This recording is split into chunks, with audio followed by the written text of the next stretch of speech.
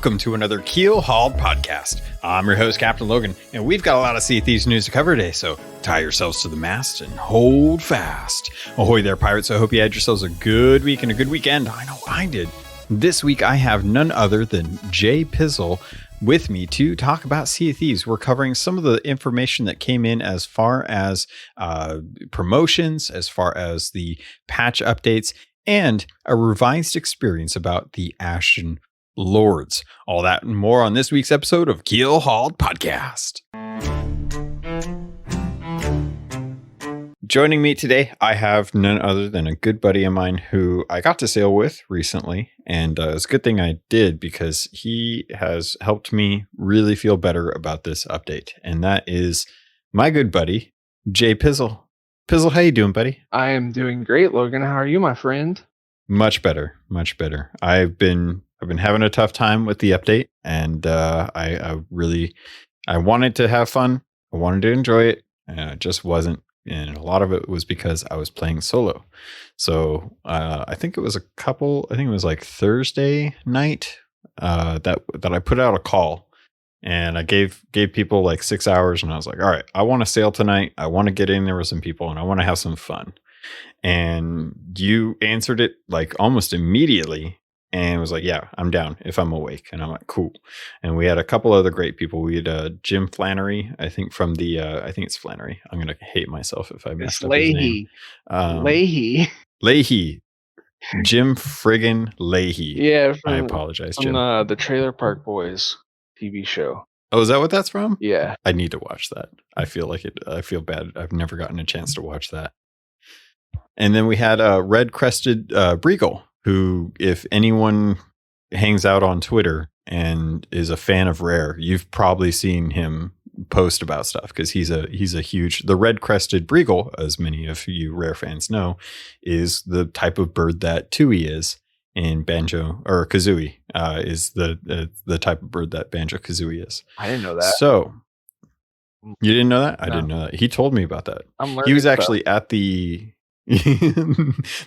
That's the dream, right? Just to keep learning. Yeah.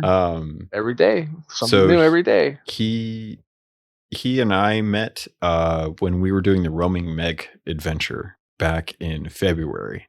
Right. We had a good time hanging out around Right before lockdown. Like the week right before everything. Yeah, just before the world went crazy and we all had to stay indoors. We had a fun thing that we used to do, which was go visit other people. Yeah.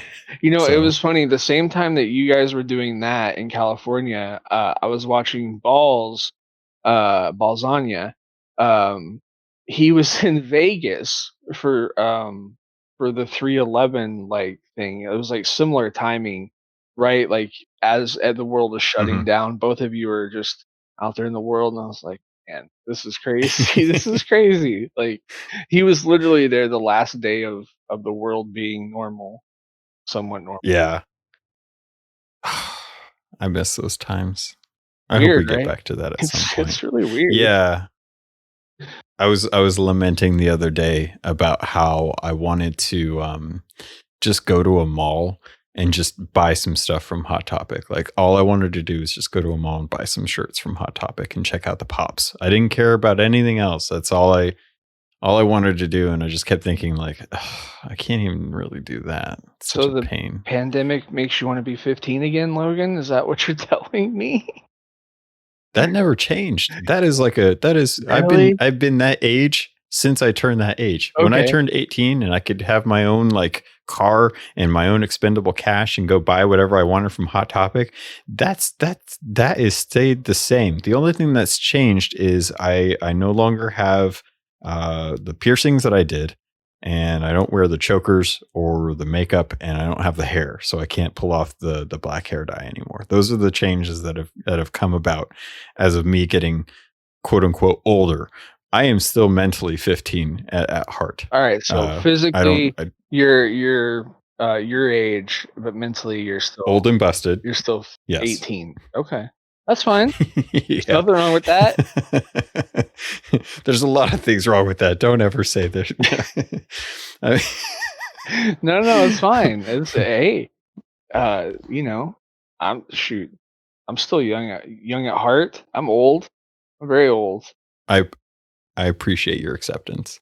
But yeah, so that was the last time that I really got a chance to go hang out with anyone, was that roaming mega event, which is where I met Red Crested Breagle, and we got a chance to go out and have some fun. But I kind of want to save our story till the end because it's a good one, and I'm gonna kind of rely on you to help me out with that. But Sounds good. we one of the things that we did have happen this week was we actually had a patch come through on Wednesday, which was kind of odd. Like I remember some people were having some issues and I didn't know what was really going on. And I wanted to talk to you because when we did play, you were talking about how there was a bug in the game that was pretty much prohibiting you from being able to play. And we found out with the fixed issues that came in with this patch that apparently people that have a Radeon RT or RX 500 series graphics card were dealing with like a really bad illumination with the ashen cursed pets. So can you talk to that? Can you speak as to what was Yeah. going on with that? I mean, it wasn't just the pets. It was the lords. It was the Ashen Curse. Anything Ashen related. Hmm. It was basically like looking into the sun. um, it, Man. it was the brightest thing you can imagine, and just a big ball of light, and that's all you can see. And so, yeah, I before this patch, like I didn't really have a very good experience with the content update either because the game was broken. I did two Yeah. Ashen Lord fights pre this hotfix patch, and it was Hmm. miserable trying to fight them. Yeah, I could keep track of him through the storm and everything that he generates, just because he was blinding me everywhere and loading into an Oh outpost. man. If you looked up into the Pirate Emporium, it was just a blinding light coming from the windows of the Ashen Pets. So yeah, when we sailed, the first thing I was like, Oh I want to man. see if the bug is fixed. They said it's fixed. Please, let's go see if it's fixed. I need to know. Oh man, And that's luckily, rough. But thankfully, it is fixed. Thankfully. that's good. It's funny that they were able to fix that so quickly, but then there have been people that have had the ray tracing graphics card that have seen like the grid lines on the sea, and that was going on for months. Hmm. And it felt like that was just kind of the new norm. It's like, oh, okay, well you're playing checkers now, okay, so that's And just kind of how you sail. it's funny, but ever since I got my PC, I've also had a weird graphics thing where the depending on the angle and where the sun is, like sometimes you get these black lines that appear. And it made Really? yeah, it made me think like as soon as I had my PC, I was like, wait, is it broken? Like, is my graphics card bad? Like, because this Oh looks man. this looks bad, and that's still in the game. So that whatever they fixed for the Ashen thing did not fix that. And Weird. I think it's graphics card related as well because it only happens from what I've read. It only happens to AMD cards. That's so strange. And that's kind of a bummer because AMD is trying to do really, I mean, they're trying to get back in the market as far as cards go. I know Nvidia tends to be kind of the go-to for most people with graphics cards, but as far as I know, AMD's kind of pulling their weight as far as CPUs go. So, Yeah, I mean, yeah. I mean, and you kind of want to pair those up most of the time from what I understand of PC building. yeah. I mean, that's how it was always. I before I got this PC, I built my last one, but it was a long time ago, like 8, 9, 10 years ago that I built my last PC, and it was definitely like that then. If you had an Intel, processor, you wanted an NVIDIA card. If you had an AMD, you wanted AMD. Um, I think it's a little easier now to mix and match, but for sure. Yeah. Um, Yeah. I still worry about that. Like that's kind of the situation that I've been in. It's been so long since I've actually like kitted out my own PC that I would have to go back and do a whole bunch of research to figure out how to do it all over again.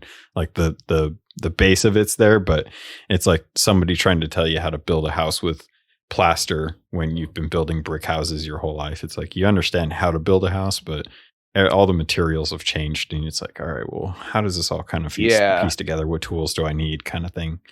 So yeah. kind of getting back to the notes here, it looks like a lot of this stuff just kind of worked towards making sure that things were registering when you would turn in the Ashen Skull. So if you turned it into the Servant of Flame, it now actually counts towards the Hunter of the Ashen Winds commendation. The skull actually counts if you set fire to skeletons for the Ashen Bones and Captain of Ashen Bones commendations, and the skeleton ships now count. So it kind of reminds me of when we got the Fort of the Damned, Hmm. and for the first couple days, I think it was like people were doing Fort of the Dams, but it wasn't counting the Yeah, completions. it wasn't counting And at all. that, Yeah. yeah, and that still left kind of a bad taste in my mouth as far as actually doing the Fort of the Damned. I'm still kind of bitter about that. And I still haven't wanted to really do that. One, because the event itself is just like too much of a spongy boss, just soaking up damage all the time. And Yeah, this one's kind of the same. it is. Um, so I'm glad that they fixed these. It looks like there was a little bit of combat and hit registration bugs that they fixed when you're standing on an arena hand in. Yeah. You were telling me about this, wasn't it? You were invincible. You couldn't be hurt by So anything crazy. on the turn in an arena. So if you were on the turn in, you were completely invincible to any damage. That's so crazy. I don't even know how that gets through I don't either, testing. but I it's funny, but I think the middle part of these notes, the combat and hit registration with arena, I think that's the main reason the patch came out when it did. I think the Ashen Wind stuff and the visual bug might have been able to wait for a regular patch, but the Mhm. invincibility on arena, I don't think it could have waited. So I think they rolled it all into one, but um, is- I don't know. It is I would say a lot of those are pretty important updates. Like Yeah, not being able to see what the heck is even going on yeah, but with it's a very the small feature player in the base, event. though. A very small player base that affected. You know. That's true. That's fair. But yeah, I'm glad that they put these fixes in. Me The too. thing that surprises me, I don't know, like there's a bunch of known issues already with this that they're still kind of working on. As we were looking at these notes, you and I commented, I'm surprised because I was looking at the download size for these and I haven't really paid attention to these since the game really kind of came out when they had to do that full wipe and everyone had to reinstall the entire game because they were changing the delivery method. Yeah, I But remember that. yeah, that was a that was fun. They're like, "Hey, sorry, we know you don't need to. You probably don't want to have to do this, but you're going to have to reinstall the entire game." But don't I was like, worry, "Wait, it's what?" gonna be smaller when you reinstall it, but It in was. 2 It was months, it's smaller. gonna be the same size, so yay. It's true. Yeah, and I still love the joke that Joe Neat put out where he said that the reason that the size was smaller was because they took out all the content. So, it was good True. stuff. But I was noticing this and I was really surprised. I was like looking at the download sizes for this patch, and Xbox One is 3.6 gigabytes, Xbox One X is 3.4, same with Windows 10. And then I look at Steam and Steam is 1.1 gigabyte. And I'm like, what? Mhm. What is going on with Steam where Steam gets off only having to download a gigabyte of patch to be able to update this? And I've been using the Steam version because I want that timer on my gameplay. But I was really surprised by this. I don't know what's going on with the way that they're sending out these patches, but whatever they're doing, can they do it more like Steam, so, Right? so you don't have to download so much? Yeah, I mean, the same thing, I noticed it when the actual content update came out, last Wednesday? Was it last Wednesday? Yeah, Whenever it came out. yeah. Um, I downloaded it, and my buddy Elk, I was waiting on him, and he plays on the Windows 10 version still, and he said, "I'm at 2.5 gigs out of the 4," and I was like, "4? What do you mean? Mine was like a gig. What?" And then I went and looked at the patch notes, and sure enough, even that one was the same thing. It was a third the size of the other ones.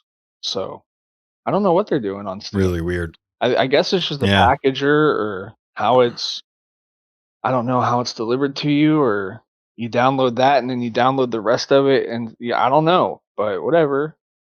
It looks cool. Well, as long as if they could work it out and manage to get that for the Windows 10 version, that'd be great, because I know a lot of people are still playing on the Windows 10 version, even though there's a ton of people that picked it up on Steam. Mm-hmm. So that was kind of the patch notes for this week. I would say a lot of it is just hopefully stuff you don't have to deal with, unless you happen to have a certain type of graphics card, or even playing Arena. Yeah. And hopefully you didn't turn in too many skulls where it didn't count for the Reaper's bones. But moving on, I wanted to bring up something that it's kind of irrelevant at this point because it already happened, and I really kind of have to go back to the idea of wanting to have a show that comes out on a Monday so that people have something to listen to when they head back to work, because Mondays are the worst, and having something that you like listening to is kind of a godsend.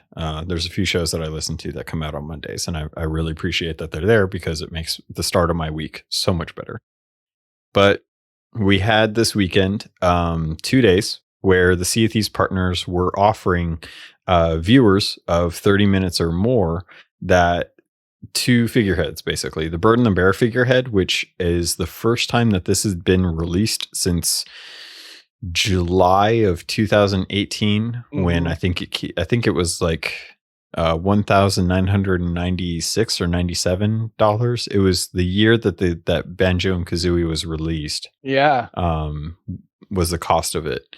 And it was nice because it was like an in-game gold purchase. It was a unique figurehead when when the figureheads that were out at the time all cost like 125,000 gold. Mm-hmm. So yeah, and to have something it took like you 2 weeks to make that amount and not 2 hours. Yeah, the good old days. Back in my day. back in my day, we had to scrounge every coin we could. We had to fight off half of a server just to get a fort. And even then, you didn't always promise to get it, because there'd be one schooner out there just sitting with the key, and he'd just drop it into the ocean, out into the shroud, and it'd be like, "So long, boys. I'm hopping servers. Gonna find me another fort key to toss into the shroud." And we would just, yeah. Those were the days. It's all true. Those are all true stories. This is what you dealt with 90% of the time. For sure. Things to that does not happen anymore. No. So I think I actually broke my coin balance to get the Bird and the Bear figurehead. I think like Oh, really? I think like I had like 3,000 or 4,000 gold at the time. I had just bought a bunch of stuff and they released it, and it was only a month, and I was like, oh no, it's only out for 1 month. And I really do think I was down to, I don't know, like very little amount of gold. Because we all were back then. We were all poor pirates back in the day. Yeah. 1 million gold was almost unheard of. It was the lofty goal of what the alpha testers had earned to give them a spot on a list over at Lost Gold Fort. Exactly. Like that. Exactly. You're not wrong. and like you had to use you had to do all the content every month to get the doubloons to be able to afford the stuff that was time limited for that month. Like, yeah, it was a grind. Mm-hmm. It was a grind to get that stuff back then. Yeah. So so that was offered. So August 8th and August 9th, they've been giving away some of the older content that was out in year one. So the 8th was the Bird and the Bear figurehead. You had to watch a partner streamer for Sea of Thieves over on Twitch to be able to earn it. August 9th was the Spinal figurehead, which I hate that was the way that they initially did it, that they're just giving it away now, because back in the day when they had a store, you had to buy something from the store and get emailed a code. Mm-hmm. And that was how you got this. If you didn't go, because it was 2018, it was the New York Comic-Con event. Yep. And you had to, it was August of 2019, I think. And you had to buy something if you weren't going to be in attendance. Everyone that went to the Comic-Con went to the panel, and they all got a code. And they all got the Spinal Head for just the cost of admission to the Comic-Con, which, I mean, if you're going to Comic-Con, you're going there for a lot more than just the Sea of Thieves thing, unless you're me. And I remember I bought a T-shirt. I think it was a Reaper shirt, the first one that I got. That I got the Spinal Figurehead because I had been waiting for this. It had been in the art book since release, and I wanted this figurehead so badly. And it's still one of my favorite ones to put on. So these are the two that came out. Hopefully, if you guys are paying attention to the social medias for Sea of Thieves, you knew about these. You got them if you didn't have them already. Otherwise, at this point, I'm going to say right now, everything they put out as like extra features and stuff like that, stuff that's not purchasable in the game, for like either Pirate Emporium or with gold or doubloons. I'm going to say anything that's a code, expect that to come back at some point. Like they're recycling the content. The only thing I think that hasn't come back is the Black Dog the Black Sea Dog set, which was the pre-order bonus. And they haven't, I think that and the ferryman that you got with the controller. That's true. And or the blunderbuss, the midnight from blunderbuss, or the 6-pack. Some of the 6-pack stuff, some of it, I think. And like during Christmas, maybe. I know they gave away like they did Chips Ahoy stuff recently. The Chips Ahoy partnership that wasn't really a partnership. It was some dealing with a company that happened to get codes that wasn't in association with Rare or Microsoft somehow. I don't even know how that worked. The terms and service for that was still really weird, but yeah, they haven't done that, or the Eye of Reach. There's a few out there that have come through codes that they haven't put back out, but it seems like they're pretty willing to stick just about anything. I know, was it last week they were doing the Halo cosmetics for the partnered streamers as well too. So if you guys are looking for cosmetics and you don't want to have to buy stuff in the Emporium and you missed out on like E3 or Comic-Con or what have you, keep an eye out on the partnered streamers content for like social media, because that tends to come, and when it does, it's quick, and they usually don't give you a whole lot of notice on that, and you have to jump on it. So hopefully people got some information about this before they missed out on it. I have a question about that, Logan, for you. What's up? The new Halo comes out soon, in a couple of months. Yeah. Do you think they make a new Halo ship, or do you think they put that stuff out again as Twitch drops when Halo comes out? I think they just put this stuff out again. Me too. Which I honestly, as much as I'd love to see like a new set for the Halo set, you know, I really don't think they're going to put the effort into making new stuff for that. You still have time, Rare. It's not too late. Make a new boat. Make new boat, please. New boat. New Halo boat, please. I'm tired of sinking this one. It's getting old. Oh. We did find out that there's expansion pass, or not expansion pass. I'm thinking of the podcast, which if you guys don't listen to the Xbox expansion pass, you really should. Luke's a good dude. The fancy Night Shine bundle is available through Xbox Game Pass Ultimate perks. So if you have Xbox Ultimate, what was it? May, they had the Ori and the Blind Forest livery set that came out. This time they're giving away the Night Shine Parrot bundle, which is the alt color theme that's available through Duke's Black Market.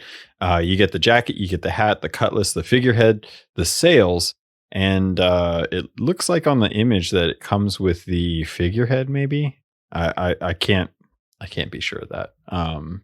But the way to do it is you just need to make sure that you go into Xbox Game Pass as a subscriber and access the perks through the Xbox console or through the app on PC or the mobile app, and just go into the perks and make sure that you apply that. It's a code, and it's going to be available for 3 months as of August 5th, 2020. So was that August, September, October? So end of October, I would say, or the beginning of November, I think. Yeah, maybe like November 5th. Yeah, probably the end of October. Okay, I would bet on the end of October. It does say, I know it says on the thing, like when it expires, when you go into it on that app.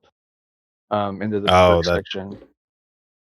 And and I do want to say, not to cut you off, but the Xbox Game Pass, like that, you can get the Ultimate fairly cheap, and you only need to do it for a month mhm. to be able to get the perks for that.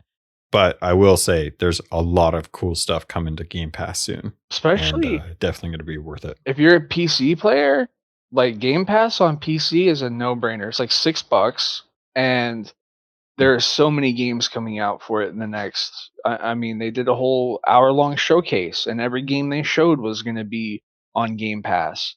Uh, plus, Yeah, plus God, so 90% much. of them were on PC. When they come out. So yeah, uh, Yep. it's a Yeah. no-brainer.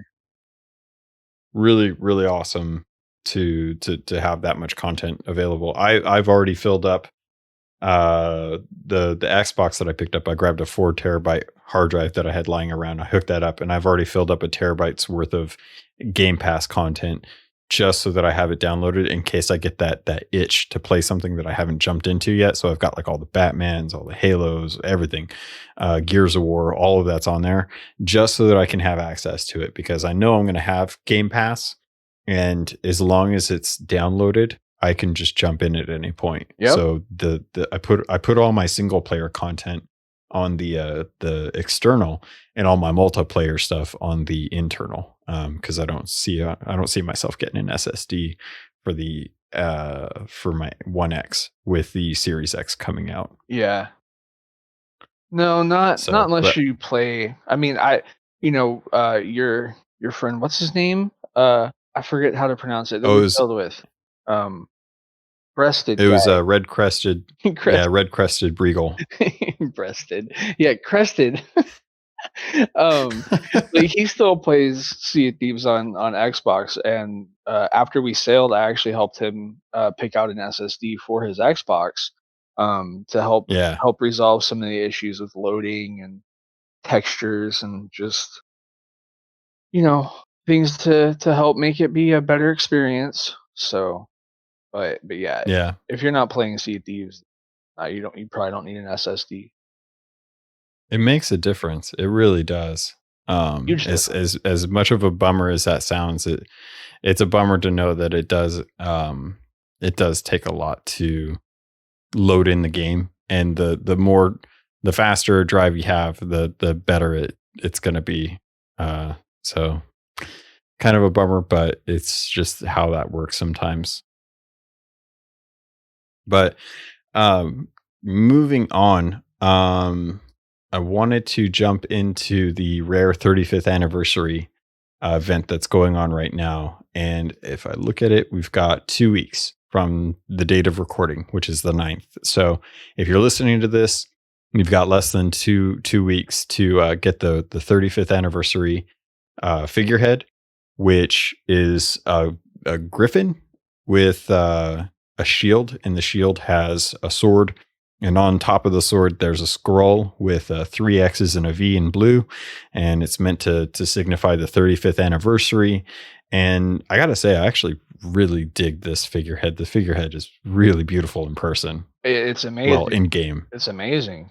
It's really well yeah, done. Uh, yeah, they I did a good loved it. job with it. I loved it. So that's available. There's not much that you have to do to actually get it. And I actually defer to rarethief.com. They've got an article listing how you have to do this. Amir did a really great job of breaking down what you need to do to be able to earn this in the next 2 weeks.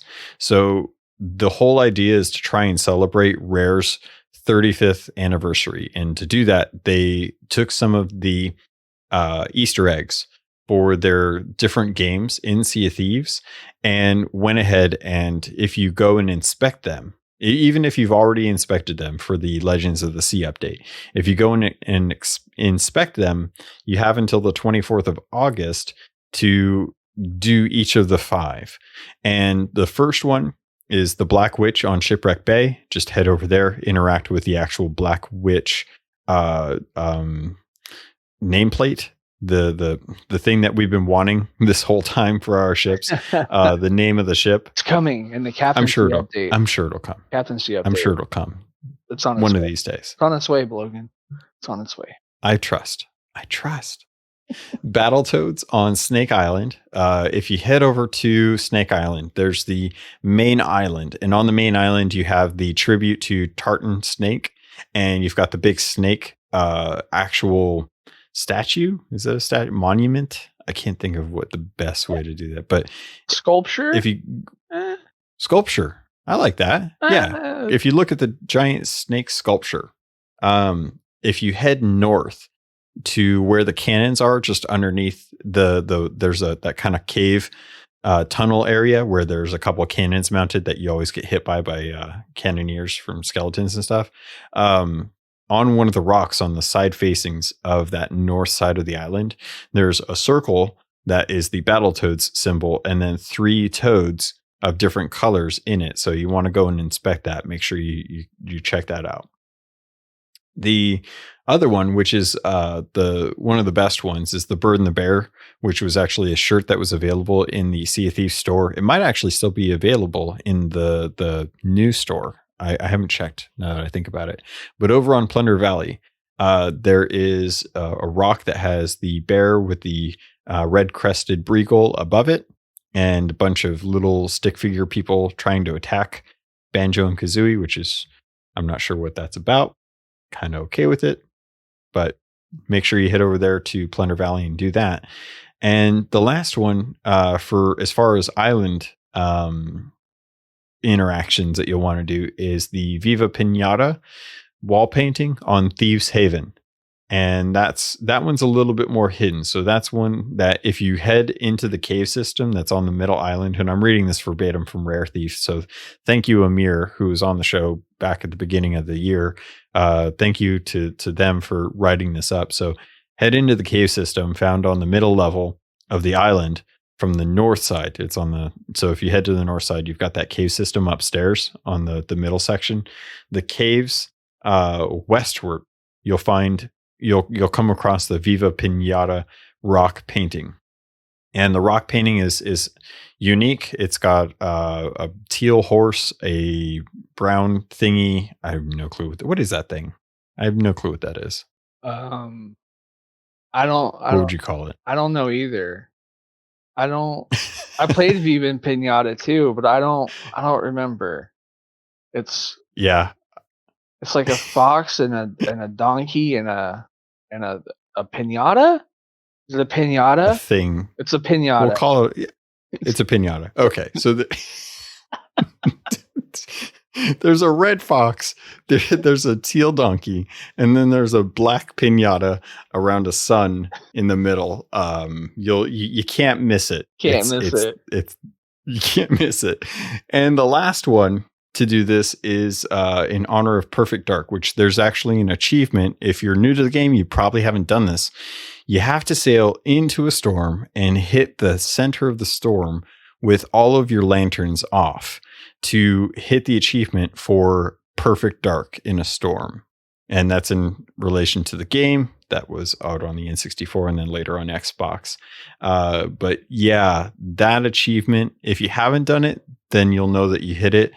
I honestly don't know, because I haven't gotten a chance to go do this yet, how you achieve this. I don't know if there's a way that it tells you if you've actually done it, but it does. So when it triggers for this event, you get gold and doubloons that pop up for every item that you inspect, and then when you do this, it says it right there. Yeah, I'm an idiot. But since you haven't done it, let me give you a tip. I give everybody else a tip too. Make sure all your lanterns are off. Make sure your lantern is off as well. And then go into the middle of the storm, and it has to be dark. It has to be at night, and it has to be like around midnight. And if you do all these things in the perfect order, it will trigger. But if you don't do them in that order, or if you're in the daytime and just in a storm, it's not going to trigger. It took it's really, really finicky. And most people that I've talked to that have done it, and even myself, it was around like the midnight hour is when, like a little bit after midnight is when it ticked over and actually counted for me and my buddy Richie, Arizona. Okay. He's the one who showed me all the. Richie, Arizona. Yeah, I took him to the islands, and I was like, I don't remember where these are, Richie. I don't remember.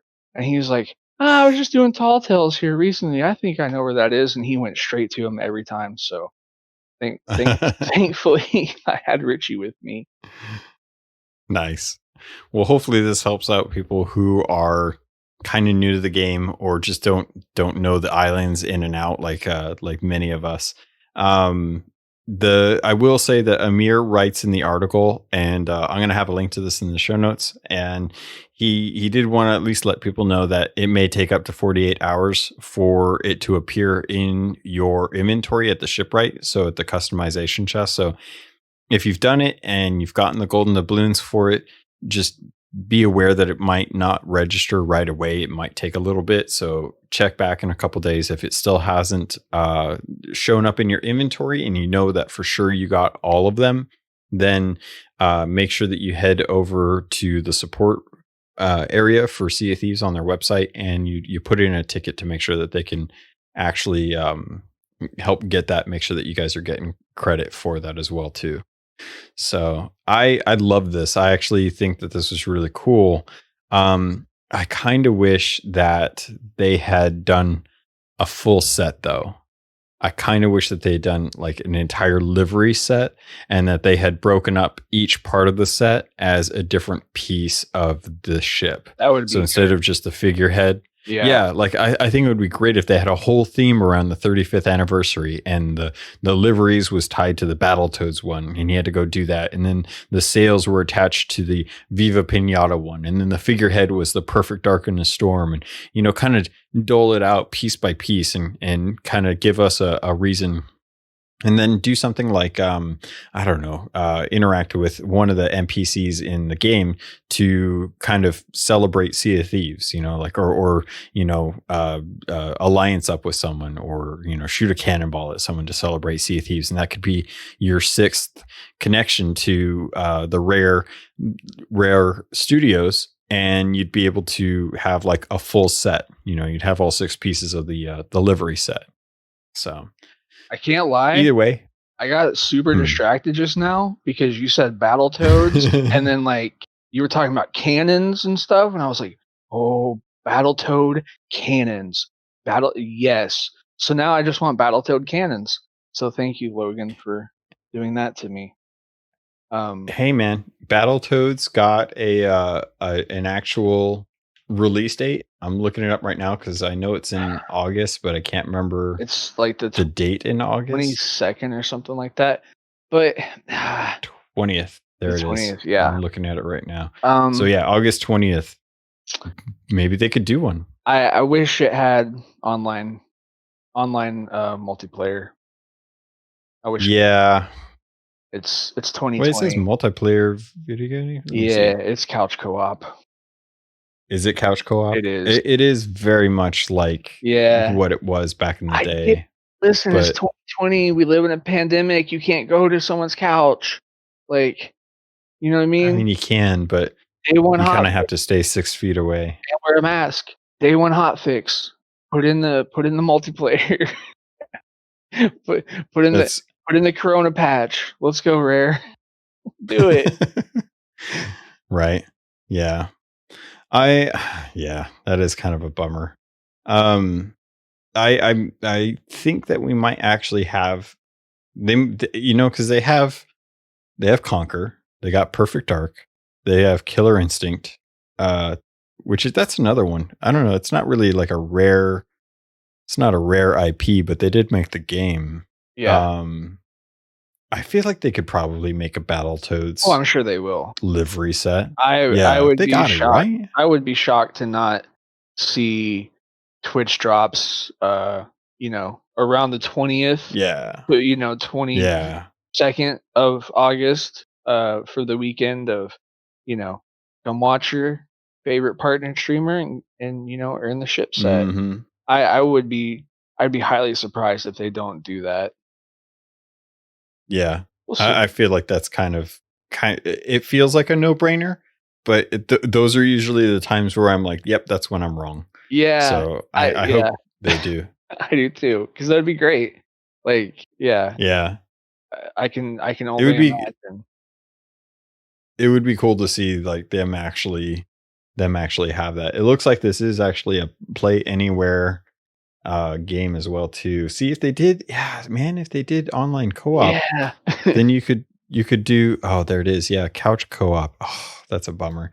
You could totally have crossplay with this and just throw it on Game Pass and boom, you're done. Well, I think it's already coming to Game Pass, so I'm not Yeah, too worried about and that, but September, you got xCloud that launches, and you could literally be playing Battletoads while you're on the bus, sit 6 feet apart from the next person and playing with your homie who's at home, trying to not catch the corona zones. You know what I mean? Like, it's a good plan. I want to see it implemented now, A1 patch, and let's go. that's what I love about Game Pass. I don't know if I would have bought this game, but I will definitely No, play it but on you'll Game play it. Pass. Yeah, you'll play it because you have Game Pass, and why not? And like, duh. I mean, Game Pass is the most brilliant thing. And with It really XCloud, is. coming out, like, yeah, thank you. Well, so that's something I'm not going to get to enjoy because I'm one of those iPhone people. So I But you, fortunately I won't get but you that already have luxury. that service. There's an app on iOS that lets you play your Xbox on your iOS. It's not Microsoft, but there is an app.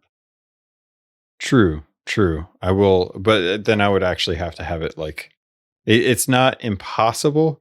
I would have just loved to have been able to have it built into the Game Pass Yeah. app and had that ease of functionality. I'm So, looking forward to um, news on XCloud for PC.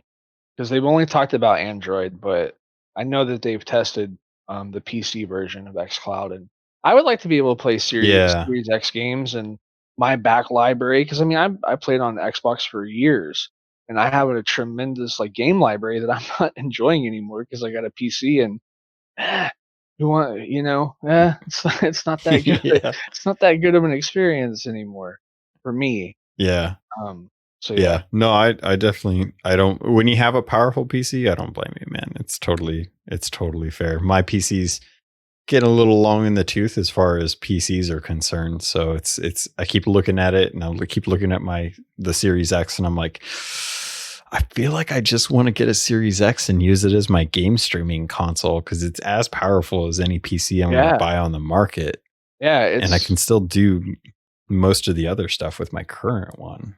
Yeah, I mean, I I don't know. I considered not getting a PC and just waiting, but I didn't know how like what the streaming support was going to be from the new Xbox.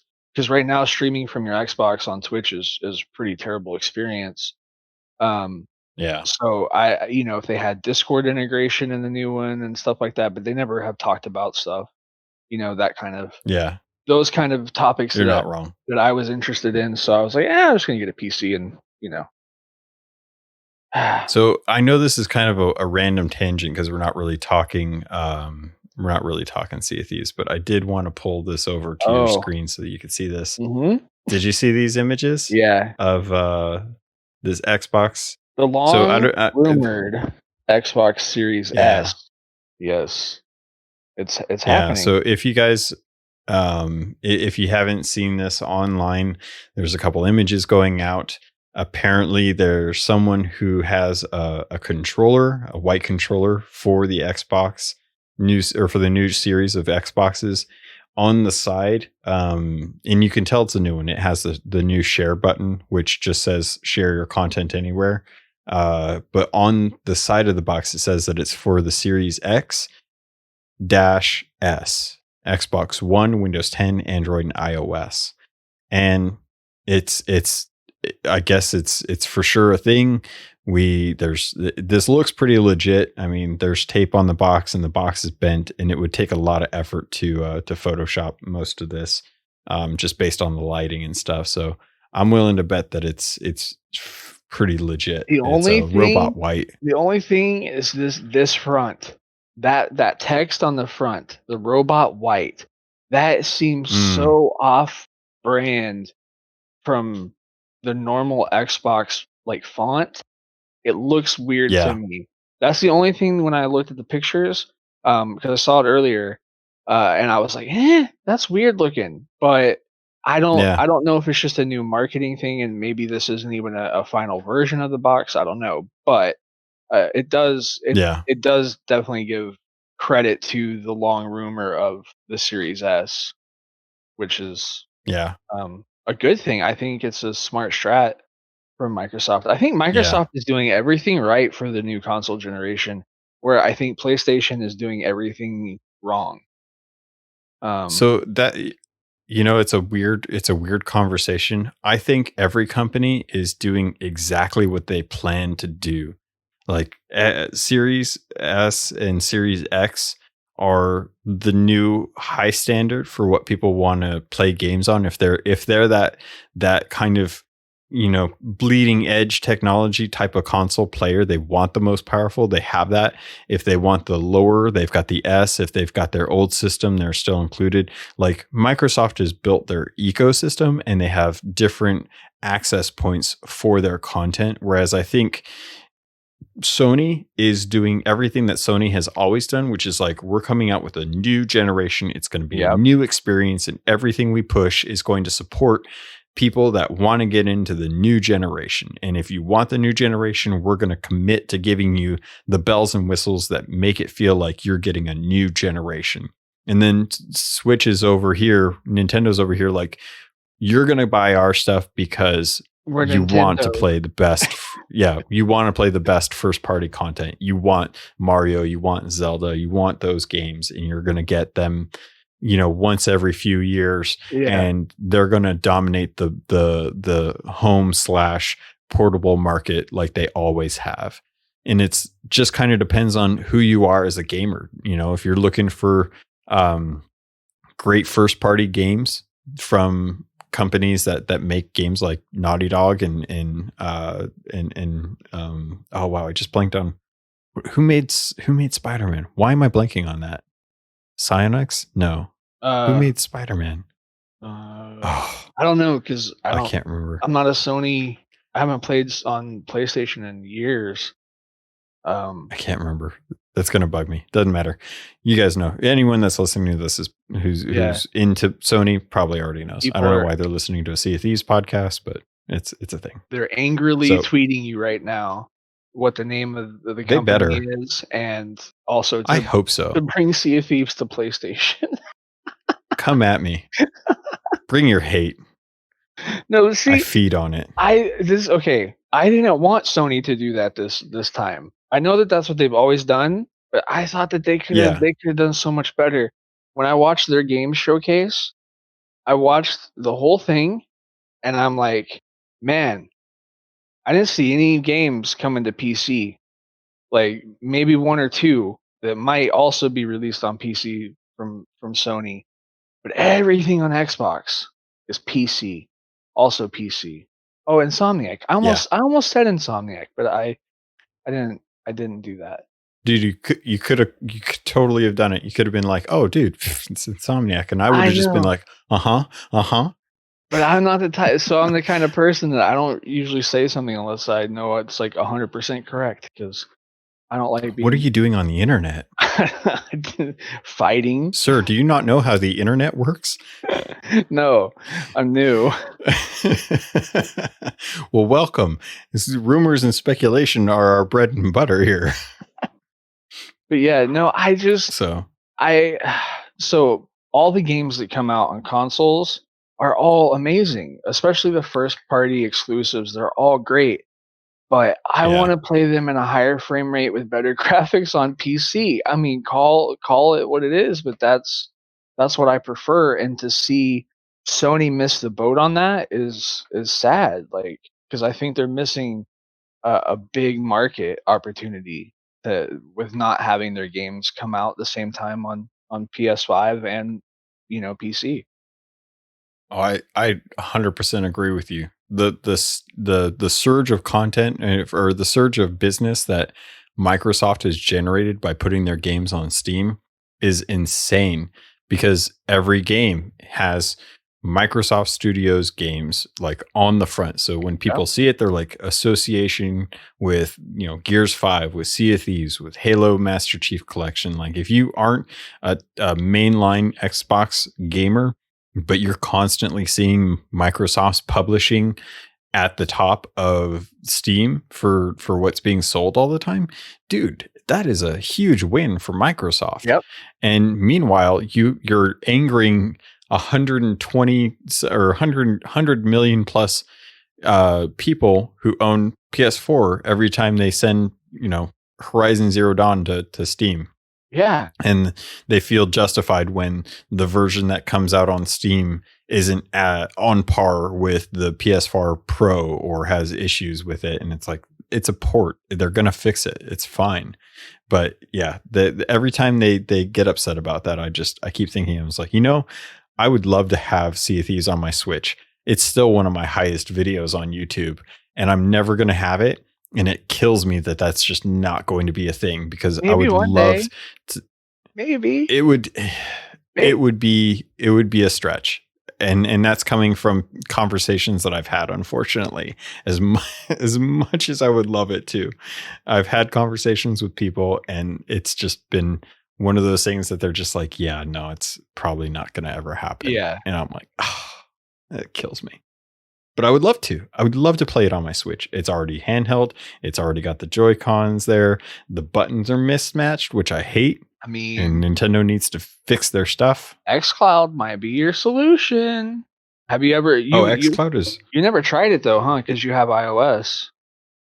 That's the problem. Is I'm fighting against I'm fighting against Nintendo, who doesn't want to put it on their stuff, and I'm fighting against Apple, who doesn't want it on their stuff. So I am doubly screwed over for this, because the two companies that are putting out hardware that I'm buying are the ones that don't want to play nice with Microsoft. And more I'm thinking about, I'm spending $15 a month on Game Pass. I should really consider what hardware I'm using from now on if I want to get the best value, because it's not like Netflix isn't going to be on everything. Netflix is going to be on everything. What do I care? Of course. I can still talk to people. So yeah, there's a whole wide tangent away from Sea of Thieves, but it warrants discussion, considering how important it is to Sea of Thieves that xCloud is everywhere. Because I still feel like the more people that play this game, the better the development is going to get, as we continue to see this game go into the third, the fourth, the fifth, the sixth year of content releases. I agree. And xCloud is a huge part of that, because as someone who tested it, when it was still in alpha, like xCloud has been amazing and worked amazing since alpha, which is hard. Like you can't say that about many technology things that happen nowadays, but xCloud has been solid since it came out into testing. So now it's going to be, that's all I've heard. Since it's going to be public now and like actually out to the public and everyone's going to be able to use it, like it's going to be a huge thing going forward, because it's your Xbox in your pocket. What's better than that? Like, I want it. Get a new phone, Logan. I want it so much. Get you a tablet. I know. Get you a tablet. $99 tablet from your phone company. You'll be good to go. I just need it to be able to have good Wi-Fi and a controller. That's all it needs. Yeah. So it's kind of talking to the future of the game. Aaron Lee put out Picaroon, if you guys know Picaroon from the community, who's now working as a designer at Rare full time. Congrats again. It's been an interesting couple of tweets from him that came out recently. One of them was back in May, where he tweeted, just took members of the team through a future design of Sea of Thieves. I've been writing these design docs for the past couple of weeks now, so it's extremely rewarding to see the team equally as excited to build these things for our players. He's followed up with that with a new tweet that says, remember that Sea of Thieves quote unquote future design I mentioned some months back? Well, we've begun testing it with our insiders. There's still work remaining, but it's coming together great. Super proud of our team for all of their hard work as always. Now, as someone who does not test much on the insiders. I generally try to keep things relatively spoiler free. I do like to go test certain things just to try and make sure that, I want the game to come out in as good of a state as it can, so that we don't have to worry about hotfixes for cursed pets that are blinding people. But you're kind of in the same boat. You don't really like spoilers as far as the content goes, correct? Correct. So when I first started streaming, I was a pioneer back then, Yeah. before Insider program existed, and I tested all the time back then. A lot of times I would play the test version more than I would play the retail.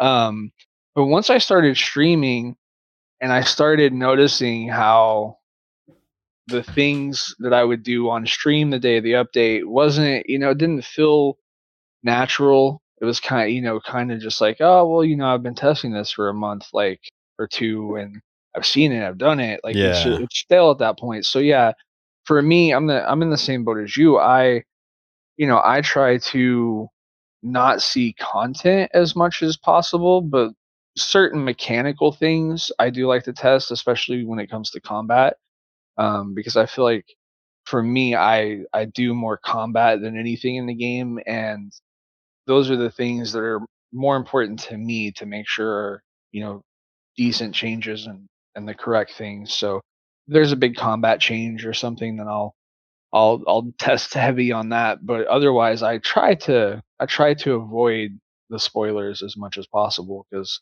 I don't like knowing what's coming next. I like experiencing it when it comes out, and hopefully it's not It's broken. fun. Yeah, hopefully it's not broken. I love helping, but I'm in the same boat. I really love kind of having that first experience with the content when it drops in. And there was a good while where I just wasn't touching insiders at all because I think people were accusing me of like trying to leak stuff on the podcast Oh yeah, for content that, like, I was trying to infer stuff, and I'm like, no, I'm reading the tea leaves here. I'm just looking at where we're going. I'm yeah. not trying to just read the release notes. So after a couple comments like that, I was like, I don't need the patch notes. I kind of figure out what's going on in insiders. I don't need to read that stuff. I don't need to jump in too much. So I generally just jump in and hang out, look for places to get stuck and on an island I'm already familiar with away from the content. Unless I jump in with someone and they want to go check it out, or, just happen to go do an hour with some friends and then we go check it out. So that being said, I'm interested to see what's going on with Aaron, as far as like his future design works, because he's one of the few guys that have jumped onto the design team that have brought some really cool stuff to the game. He's also the same person who placed all of the journals for all of the tall tales. So if you've ever had a rough time trying to find those, it's Ah, because of him. That was one of his okay. first jobs. Yeah. Yeah. Okay.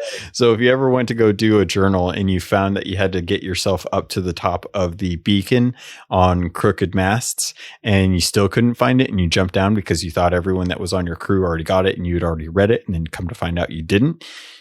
That's Aaron. That's his work. Did Picker that Room did happen a to good you, job with that. Logan? That sounds like that's a No. personal story. Are you sure? No. Okay. No. Okay. You know, it's Didn't funny. happen. So that reminds me, recently, on the I said it didn't happen. Facebook community group that's big on Facebook. I'm a member on there, and I saw somebody write that that it took him forever to cannon up there to that beacon, and me being who I am, I was just like, I hope you got the journal while you were up there. And they were like, "What journal? What are you talking about?" They had no idea about the Umbra adventure and like all that. And I was like, Oh "Yeah." no. And they're like, "Well, I Yeah. hope it's easier to get up there the second time." And I was like, "Yeah, maybe. Good luck." I will say, if you ever have to go up to do one of those, use a galleon. It's more stable. The sloop sways so much in the waves. It makes it so much harder the second time. Nah, So, sloops are the challenge. Yeah. Sloops of the challenge. Yeah. Thanks. I'm not. I I'm not here for say the this. challenge. I'm here for the turtle. I say this as a man who took 3 hours to shoot himself onto Marauder's Arch during the Skeleton Thrones, while his buddy, Richie Arizona, got it on the first shot. He sat on the throne for 3 hours, while me and another guy shot ourselves over and over and over, so we finally made it up there. Oh So, man. Oh my god, that's great. So if you had any like, because when I think back to things that I know have been mentioned during interviews, there's a lot of stuff that comes to mind. Is there anything that pops into your head that you think, knowing Picaroon and what he likes to do with the game, do you think whatever comes to the game is going to be kind of a rough go, as it were? Trying to, I mean, if past is precedent, I feel like whatever comes to the game, we might be in for an interesting treat, because he's a smart dude. So I'm kind of nervous, but I'm also kind of excited, because I think whatever he brings to the table is going to be unique to the game. so I think you're asking me if I think what he's working on they'll release and then within 2 months have to nerf it because it's too difficult for the main, the main player base. Yes, I Yes. do believe that is going to be 100% how things go because it's usually how things go. About the time I'm done with everything, that is the difficult thing is when it gets nerfed and then made super super easy. So yeah, I Yeah. think this will be another one of those. I'm interested. I like Picaroon. He does a lot of good stuff. He's been a great asset to the team there. So Yeah. I'm always interested to see what he's working on. I mean, it's obviously I love the game. I like to see anything that they're working on. Uh, Yeah. I think a lot more quality of life things need to happen though. Over whatever content or new thing is, coming. A lot of the core things need to be fixed in the game. But that's, Totally. I'm an echo at this point of everyone else. But Yeah. Yeah. I agree. I think I definitely think everyone that has played this game has seen the areas of improvement that can come to it. The When it all comes down to it, though, is I think you really, if you can get some friends to play with you, you can really have a good time, even with some of the bugs. And some of the bugs are the things that I think make this game so unique. Case in point, the emotes that used to be able to uh, my pose bro, some interesting photos. my broken emotes. Don't remind me. R.I.P. I miss you. Unfix them, Rare. Yeah. Bring them back. Um, You want your twerking again? Is that what I it want is? them all back.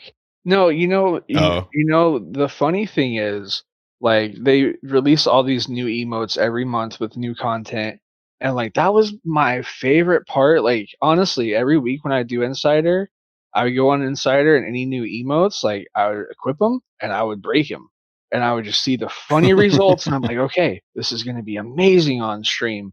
Like, you know you know what I mean? And now, like, I miss that joy of knowing, like, if I do this certain emote, it's gonna do this, and it's gonna make everybody around me laugh. Like that's, that was such a fun time, and it was like Christmas all the time. I'm like, oh, new emotes, yes, we get to see new funny things. Now it's gone from us. They've taken it. They've taken my joy. They've taken Well, I it. mean, if Rare is any, I mean, we've been playing this game a long time. It's not uncommon for things that have been fixed in the past to crop back up in the future. So maybe there's a place where we managed to get the broken emotes back, and you'll once again have that joy I hope in so. the game. I would love to see that. I would love to see the my favorite picture of you is Oh. the old spyglass glitch from back in the day. I would love for that to come back for a week or two. Oh man, Give me that was a good bug. give me that one with the broken emotes, and I'll have some real fun. Like that's days and days worth of content, right? I will never forget the embarrassment on Joe Neat's face the day that he realized that bug was in the game on stream, and friggin' what was it? Weejow, I think, was like on stream, and he was like walking up to Joe, and they all just kind of surrounded him with the spyglass bug, and it was just he couldn't get away from it. He had to like look up just to get away from showing that on stream. Oh, it was great. His greatest horror, his greatest nightmare came to reality in front of hundreds and thousands of people watching. That's funny.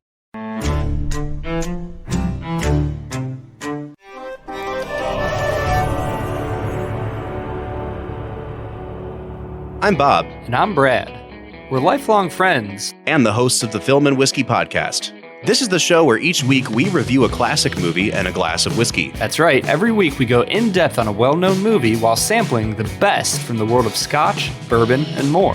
Because nothing goes better with strong opinion than equally strong liquor. Bob's a movie nerd. Brad's an average Joe. But together, we give fresh insights and hot takes on the world of movies and spirits. So check out the Film and Whiskey Podcast. Part of the Robots Radio Network.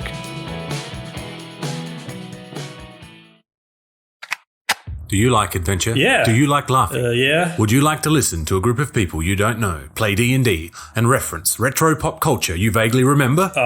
Excellent. You're going to love Committee Quest. We play D&D in the world of Amarin. We use adventure modules and supplements made by people in the community. We also have a sweet synthwave backing track. Come and join us on our adventure. Volume 1 has been completed. Volume 2 coming the end of January. You can find us on iTunes, Podbean, or wherever you get your podcasts from.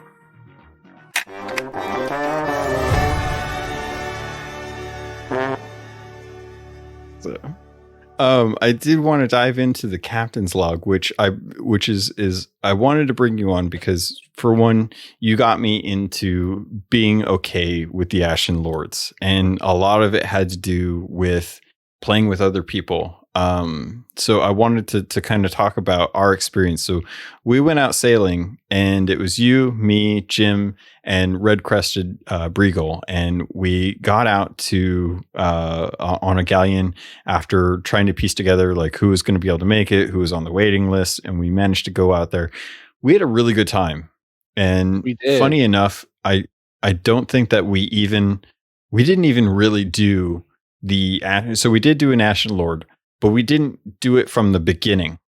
Nope. So how did we even, because you've got a great memory. I have a terrible memory. How did we even really get started? I can't remember what set us off to go do something. Like what were we even trying to do at the beginning of the actual voyage? Well, we started off, obviously we supplied up while we waited on to see who was going to be around and who was joining and stuff.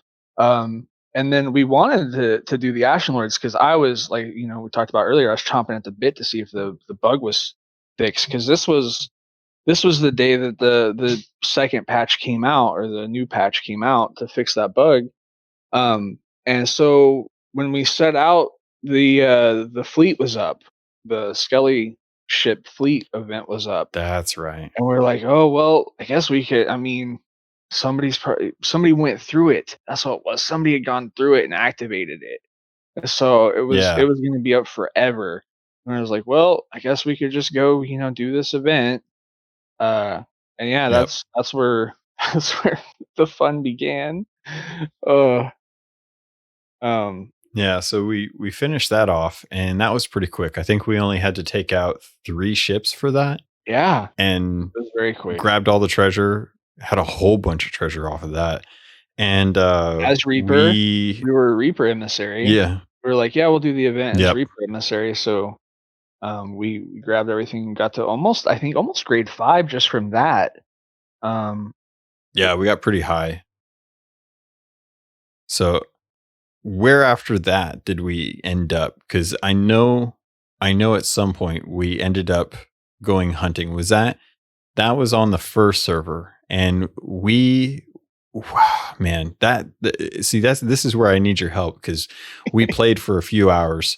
We were on 2 different servers after getting merged, but the first server that we were on, we murdered 4 ships, and I think they were all different ships, if I'm remembering correctly. Yeah, let's see. There was a galleon, and there was a brig, and like it was the Ashen Lord had spawned, and we went over there to get involved and see who was doing the event. Because I Yeah. think we had to fight somebody who came after us as a Reaper. Wasn't there another Yeah. Reaper ship at first? Like as soon as we finished the fleet, I So think. I remember the first server, we had cleared out most of the crews on there as we were just kind of going around trying to get events done, because we did a Flameheart event, Yeah, and we'd cleared out the Flameheart event because I remember that's how I got my achievement for it. And we'd killed a few ships on there, and then we got merged. And I remember when we got merged, we were heading to Reaper's hideout to go cycle our flag because we'd hit 5 after getting the different flags, and we wanted to see who was still up. And that was when we found out that there was a Reaper's with a Reaper's chest heading down to Plunder Valley from the Roar, and they were actually going to try and get another Reaper's chest, which was just sitting at the tavern on Plunder Outpost, yeah, which that's was right. really weird. That's right. And we saw that there was because we were grade 5, and we knew that there was an emissary up at Kraken's Fall. Yep. And just as we had turned in all of the treasure that we had on the galleon from the previous server, we cycled our flag, and then we sailed up to Kraken's Fall to go and get the emissary that was up there because we wanted to rank back up again. And that was when the fun, I think, really started to happen, because that was the point where we saw that it was a brig, that it was an Athena brig, and they were gunning it for Great Galleon's Grave. Like they saw the Reaper, they knew we were coming, and they stopped whatever they were doing. They didn't even linger at Kraken's Fall. They ran there. I don't even think they finished up their voyage, but they booked it to Galleon's Grave, and were just hurriedly trying to unpack everything they could to turn it in. But they wanted the credit, so they didn't drop the flag. And we got in there, and it was kind of a mess. Definitely not the smoothest engagement, because at one point we almost lost our ship. We did. As we had too many people off, and there, it got a little dicey there for a few. Yeah, I think that was when the conversation about playing Xbox without an SSD came up. Because I think Red Crested got the black screen of death. Yeah, because he cannoned over to an island on the way to get some more supplies, and then as we were pulling up, he was like, "Okay, I'm gonna take my mermaid," and then he didn't get back until it was all almost said and done, and we were almost sunk. It was almost over, and we were a couple of buckets away from sinking, and they sunk. They were done. Because I remember I was over on their boat killing them, and then I sunk them, and I was like, he still wasn't back, and you guys were just 2 on the boat, and it was. We were hurting. We were hurting. Yeah, you guys were in a little bit of a situation, and came back over there, and got to bucketing, and saved it, and then we chased that guy around Galleon's Grave for like 10 minutes trying to kill him, because we ran out of ammo. We didn't have any blunder or fire bombs, and he was glitching around. Yeah, he was lagging so bad. He just was teleporting this way and that way, and there was 3 of us chasing around in circles for it felt like an hour and a half. And we finally killed him. Oh god, that was hilarious. I really wish that we had the shanty, the Benny Hill song as a shanty. I know. Because that's what it felt like. It was just I know. I should have been recording. I should have been recording, and I could have done that. I could have made the video and the audio become a thing, and Oh god, that was good. Funny. Yeah, it was really good. And I think that was the guy, I think, that ended up coming back. So after we sank them, when we were at Reaper's Outpost, or we were at the Reaper's Bones, turning stuff in, that was when a vortex, the Ashen Lord, popped. Yeah. And we were like, okay, do we go do that, or do we go after the emissary? And I was like, nah, there's no way anyone's going to be able to finish an Ashen Lord by the time we head over to Kraken's Fall, sink a ship, and then get done. Count 20 minutes later, after we're having this weird fight on Galleon's grave, we finally sail back down after turning in this, or grab it. Did we turn it in? I can't remember if we turned it in or we just grabbed it from the Ashen Brig. I think we just turned it in. I don't think that we ended up grabbing most of it because we were saving it for the Reapers. Yeah. And yeah, so that's what it was. Yeah, we were trying to save it for the Reaper stuff. So we just grabbed it and then we booked it down to Cannon Cove, where the Reapers or where the Ashen Winds was. And along the way, we found out the brig, which was the other Reaper's Bones on the server, was heading over to Reapers to turn in their chests, and they were starting to head towards us, and they started to chase after us. And we ended up passing a sloop that was just parked at an island for some reason. New people. They were just a new crew. One dude, I think, right? Yeah. That we ended up sinking later on. Yeah.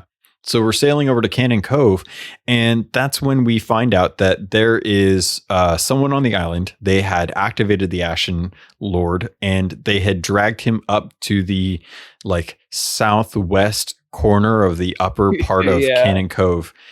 And they had their sloop just out of range of his lobbing fireball, and they were cannoning the top of the cliffside to put damage onto him. It was like someone had worked out the trick to how to kill him on Cannon Cove, the way that most people do. Yeah, I was like impressed. I couldn't believe it. Like the water was getting hot and he was throwing lava. Like they pushed him to the third phase just by doing that. And I couldn't believe it.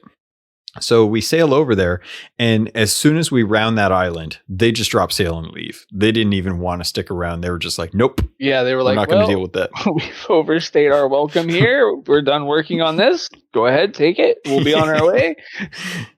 Yeah.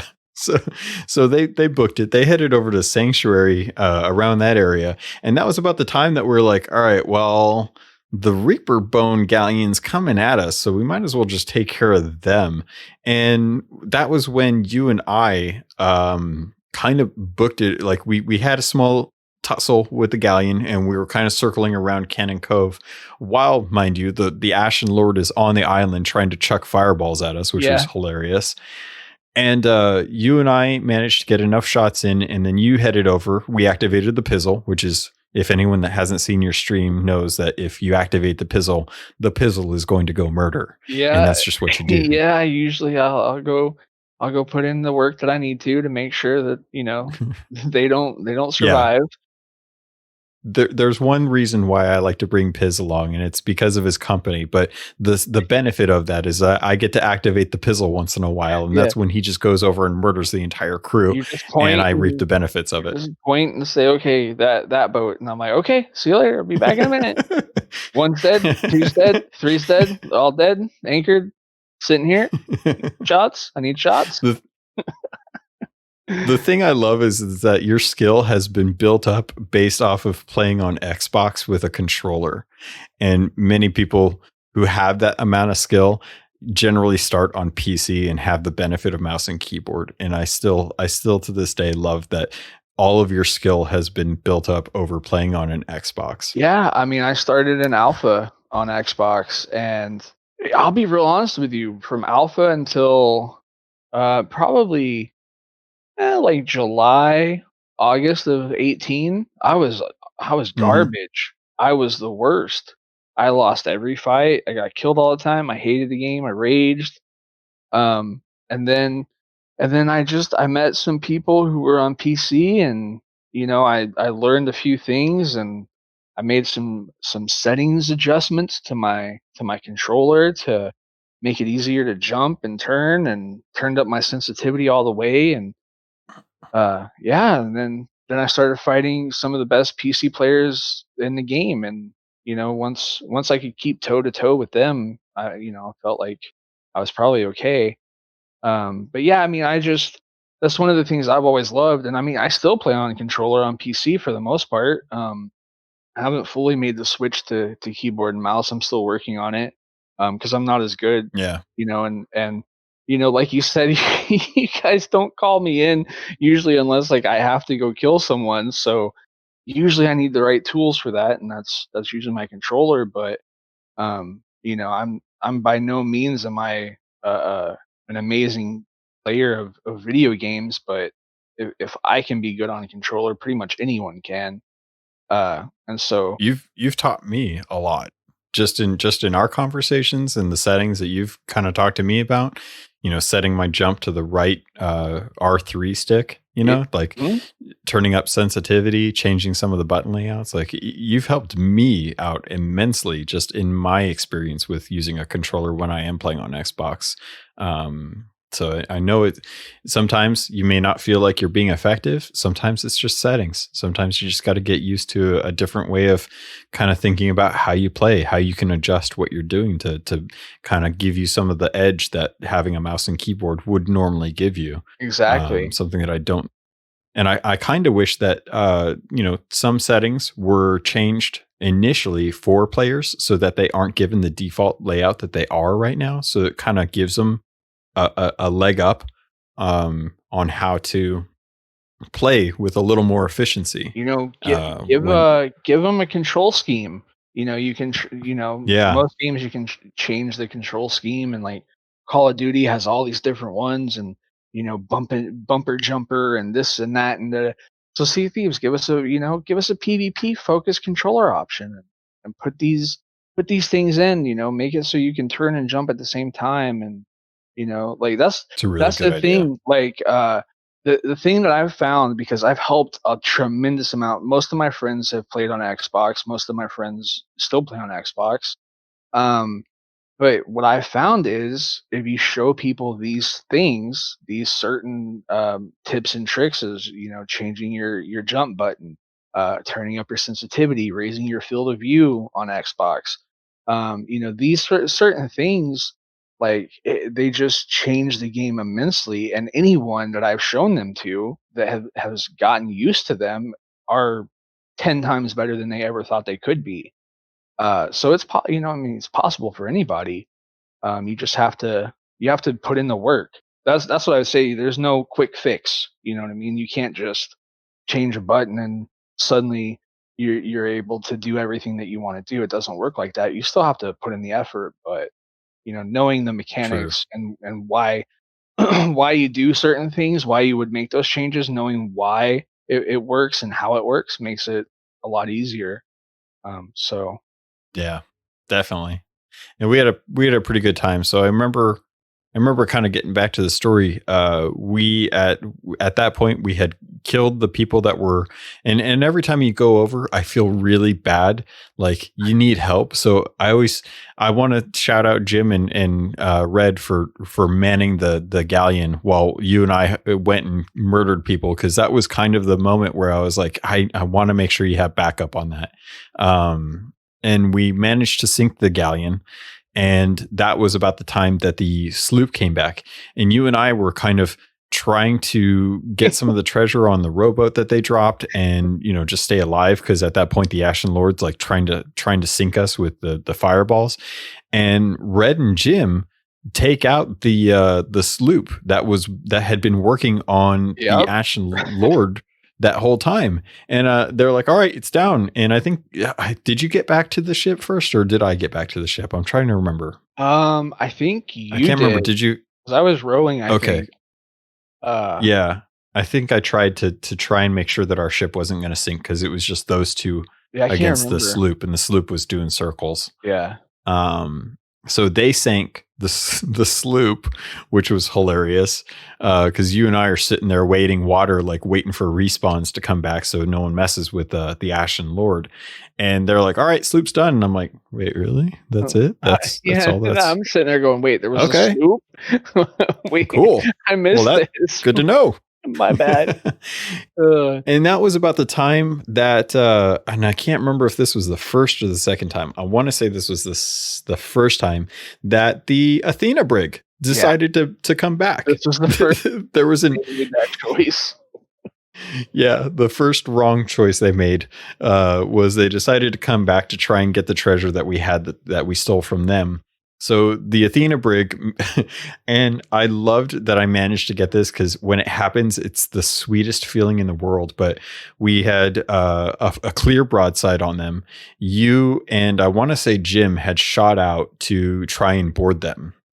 And they'd been coming towards us for a long time. So we kind of knew like their angle and what they were going to do. So they were heading dead for our ship, straight on. And I managed to I aimed with the cannon, lined it up, aimed a certain height up, which I kind of feel like I have the gist of how the chain shot's angle is now. In one chain shot, I threw out, nailed their main mast, and their main mast went down. And I was like, yes.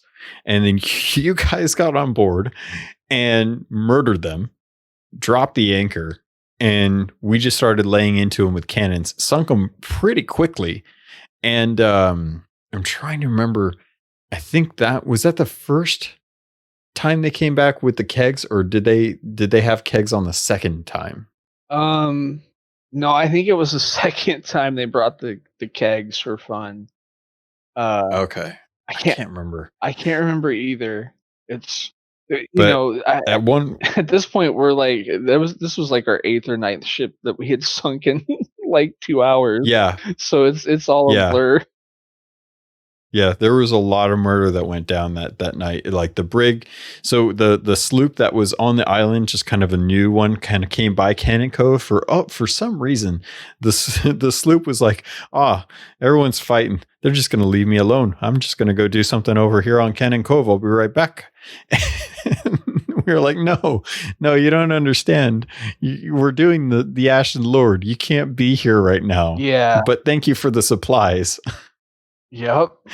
So we pulled up on the sloop, who parked pretty far off from the east side of Cannon Cove, and you kind of held down the sloop while we took their supplies and tried to relieve them of their cannonballs, because we'd just gone through so many. Yeah. And I think at that point you and who all went? I think we all kind of went down to the island to take out the Ashen Lord, because that was a rough fight just for doing the third phase.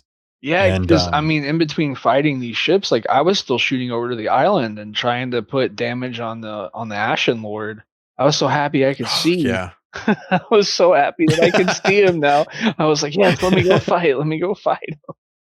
Yeah.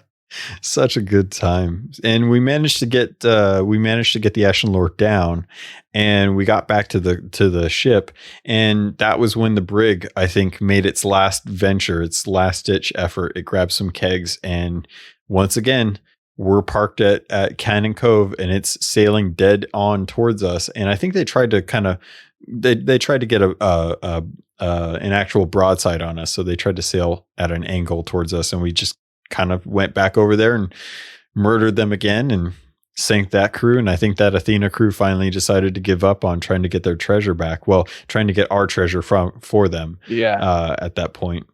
But I think we kind of ended the night. Yeah. Oh, what's up? Oh, I was just gonna say I give them credit. Like I love when people come back to fight. After 5-6 times it gets annoying, but 1 or 2, 3, 4 times, like, yeah, eventually, like, I might be out of supplies. You might get me. Yeah. So yeah. Fighting it does become a game of attrition sometimes. It definitely does, especially like if you're at an event like that that's heavy PvP and you're fighting multiple ships over and over and over. You go through so many supplies, so many. Yeah. So it's never a bad strat to fight back for your stuff that people stole from you. You're not wrong. Sometimes it's good to if anything, just to get experience too, in a fight. See if you can mix something up, change something about your approach, and try and actually see if you can maybe take them out differently or go about something a little bit slightly off compared to what you did last time. Just test things out.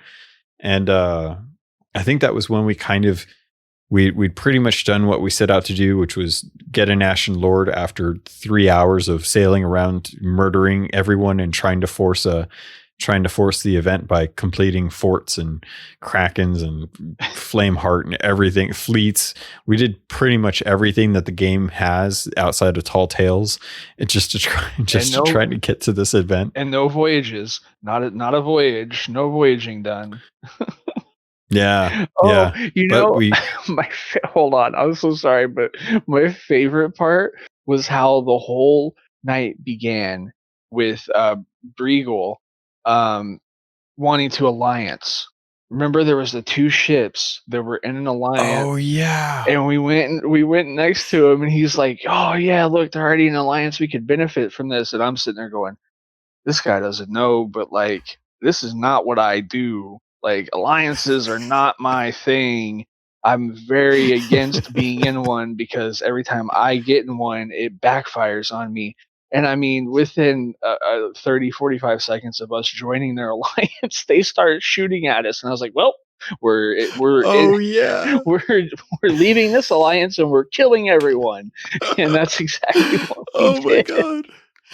I forgot. Yeah, the first server that we got to, there was the galleon and the sloop at Dagger's Tooth Outpost, and they were allianced up, and we're like, all right, well, they might be closing out for the night. They might just be starting, but yeah, we can go over there. And as soon as we join alliance, they fire on us, and it's like, well, it was a cute thought. Yeah, we'll try again some other time. I know. We had to sync them. Yeah. Oh man. And then I forgot about that. Breagle, after that, the whole rest of the night, he was like, "Man," he was like, "I think this is the most ships I've ever sunk in this short a period of time." And I'm just like, "Man, This is a regular Thursday for me." We're a little bit behind schedule, if I'm being honest. I think I was joking. We might have to sink our own ship just to stay above quota. Yeah, exactly. But no, yeah. When anyone I'm like, because I don't sail with many new people that often, especially on galleons. Like, I really don't like galleons. I don't like brigs. I'm more of a sloop person. So when I do join a boat, and the first thing that they want to do is do an alliance, I'm immediately going, well, this is gonna be a long night. Oh God. So I'm so happy those boats decided to fire on us, because then it was like, activate the pizzle, let's go, take down this flag, put up this flag, and attack. Oh yeah, we had a pretty good time with that. That was a lot of fun. That was definitely the quintessential night of quote unquote Sea of Thieves. So we did have I had a voyage that was after that, and I don't want to keep you too much later because I know the episode's already going pretty long, but I did want to let people know I got to join up with the Keelhauled crew for Saturday. I was trying to stream. I don't even remember if I did actually stream or if I didn't, but I remember we wanted to try and take out crooked masts. Like, we got flamethrowers now, we got mega kegs, we got regular kegs, we got cannons. I feel like we could probably take out crooked masts now. I feel like that our firepower is getting up there now. We might actually have an opportunity. So we grabbed 2 galleons on the same server, and we just did a lap. One crew went out one way, one crew went out the other way, and we hit up every single fort and grabbed all of the powder kegs. And we met up at we were heading to Mermaid's Hideaway, and that was where the Ashen Lord was. And it was like the Ashen Lord was there, and as soon as we got within like range, it disappeared. And it was like, oh God, really? That's disappointing. Really? So we forced the event by going to do a fort, and that was a lot of fun. We had a good time with that. And that was when another Ashen Lord popped up, but he popped up over at Kraken's Fall. And it was like, all right, we got to book it over there. We got tons of kegs and a mega keg, and we don't want to sit around with all of these kegs. Like, we had 80 some kegs by the time we got done pillaging every single fort, and some of them even twice. and we headed over to Kraken's Fall, and we were offloading them while we had Big Bad Pat was kind of keeping Warden Chi on one side of the island until he died. And it was like the goal was we wanted to try and see how many kegs it would take to kill out a National Lord, because we got distracted by shiny things instead of taking down crooked masts, which I'll get back to that island. I'll get back there one day. We'll take it out. It'll be fine. So we managed to offload most of the first batch of kegs when we had an accident and we lost about 10 or 12 and our ship. And as our ship is sinking, the crow's nest is just full of all of the other kegs. And as soon as the ship goes down, all of the kegs, thanks to the physics, scatter. And it becomes a minefield of kegs. Yep. And it's just like, and the other ship is like right next to us too. Like we weren't too far away. And I don't know how it didn't just set off a chain reaction, but they brought the other ship back and they were using a rowboat to pick up all the other kegs. And meanwhile, I'm on the west side of the island with Chi underneath a Kraken skeleton, just like trying to dodge shots as this guy is just constantly, he's just like, it's the end of you. No more sailing for you. I'm going to get you. And I'm like, oh my God, is everything going okay over there? Like, can I come back? Is it ready? How many kegs do we got? And we managed to get 64 kegs plus a mega keg in one pile at the point where a storm actually passed over Kraken's Fall. So we're like hurtling kegs underneath one of the archways just to make sure it doesn't get lit by the lightning while trying to offload 2 ships worth of kegs. And we get the pile. They say everything's cool. And we put a couple shots into Chi to make sure that both crews got credit. So if you're out there and you're trying this, just make sure you put some damage into the Ashen Lord before you attempt to blow him up with the kegs. But 64 kegs and 1 mega keg are all stacked underneath this archway. And Chi eventually makes their way out to the beach and starts lobbing fireballs at the galleon. And I'm like, you guys got to back away. He's not going to aggro me if you guys are that close. He's just going to keep pummeling the ship. So they're trying to move the ship away. And I'm trying to shoot Chi to try and get their attention so that Chi will actually come back to me. And as I'm waiting, he lobs a shot and he hits the archway. And I'm like, oh God, is that going to set him off? And he turns around and I'm like, oh, sweet. He's going to walk back to me. Everyone get ready. It's going to happen. It's going to happen. And I'm jumping around trying to get his attention. And I don't realize it until it's too late. He lunges at me and it triggers all of the kegs at once, blows me across half the island, almost kills me, and insta kills himself. And it was the most amazing thing. I got it all. I got it recorded and I put it out there, and it was hilarious. But yeah, so 64 kegs for sure will one shot an Ashen Lord. So you could do a couple things. You can either spend 2 hours fighting him on an island and wait for people to PvP, or you could sail around, force the event, pick up a bunch of kegs, and then go and try and knock them through through the phases with kegs and just kind of set it up. So I leave it to you guys to decide how you want to play this, but I had a lot more fun doing other events and just slowly accumulating kegs and then just going and one-shotting the Ashen Lord and taking the skull and turning it in. There is a third option. What's that? You just let someone else do the work and steal it from them. It's just... That is a good option. That is true. Yeah, probably the easiest, honestly. It's much easier to... 1 keg to sink a ship or 64 kegs to kill an Ashen Lord. Exactly. Just make sure you shoot at one time while they're, both dead, or all 4 of them are dead because of the meteor. Shoot at one time, go back to hiding. When it's over, kill them all, take it, run. You're good. You're good. Yeah. I had a question about that really quick, if you don't mind. Something that I saw on Twitter, you were talking to Kaida about it, and Fuzzy was on there. And Fuzzy said something about it scaling depending on the boat and the crew. Yeah. I don't think that's not how it works, is it? Because that's not how world events work. Like, forts aren't like that. Flameheart's not like that. The skeleton fleets aren't like that. So this would be the first world event that worked like that. So I don't know if that's how it works or not, and I didn't know if you did know. So Krakens are considered a world event, and those do scale Yes. based on ships. So as far as I know, and this is a one of the things I wish I had a little more clarity on. I was talking to Captain Balzania on stream one night, and he was playing with Chris Marlowe, who I still need to edit that interview and get that approved so I can actually get it out there. He was mentioning that it should scale per ship.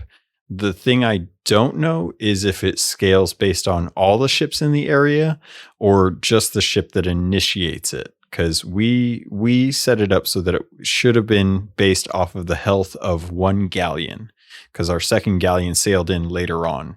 Okay. So I as far as I know, it scales based on ship size. So it shouldn't be as many kegs if it's a smaller ship. So my one question about that is, like you said, the Kraken is a world event, and it does scale based on the boat size. So does a Meg.